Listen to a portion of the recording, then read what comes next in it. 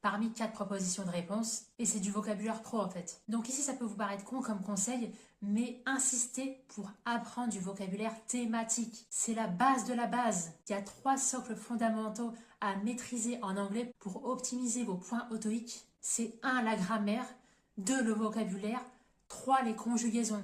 Alors ça, c'est 3 socles que vous devez maîtriser pour optimiser vos points. Et c'est là aussi où ma mini-formation gratuite, elle est pertinente parce qu'au 4e jour, je vous donne déjà 1000 mots à apprendre qui correspondent à des situations professionnelles. Alors attention ici, jusqu'à maintenant, je parle beaucoup de vocabulaire professionnel, mais le TOEIC évalue aussi des situations, j'allais dire pas de la vie courante, mais par exemple au restaurant, mais toujours dans un cadre professionnel. Ça peut être du vocabulaire lié au restaurant, à la météo, c'est des thématiques qu'on retrouve dans la vie courante, mais là je m'éloigne un peu du sujet, je vais vous donner un exemple concret.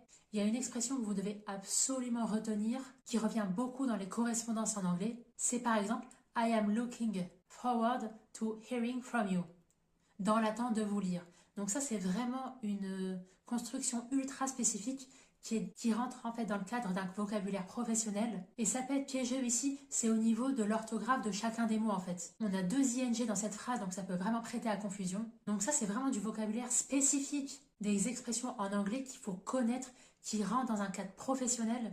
Et vous allez me dire, toute cette vidéo pour ça, eh ben oui, en fait, je suis obligée de marteler ça parce que le vocabulaire continue à poser vraiment problème.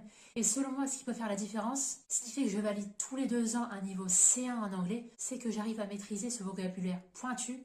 Et pourtant, si vous me suivez sur cette chaîne, vous savez que je suis une brêle en anglais et que mon apprentissage et mes préparations TOEIC sont ultra stratégiques. D'ailleurs, j'ai déjà fait une vidéo à part entière à ce sujet où je disais non, personne n'est nul en anglais. Donc ma solution aussi que je peux vous proposer, que j'utilise personnellement, c'est la lecture et l'écoute de l'anglais régulièrement. Alors pour ça, je vais encore insister sur l'application VOL Learning English. Donc c'est pour moi, c'est du pain béni parce qu'en plus c'est totalement gratuit.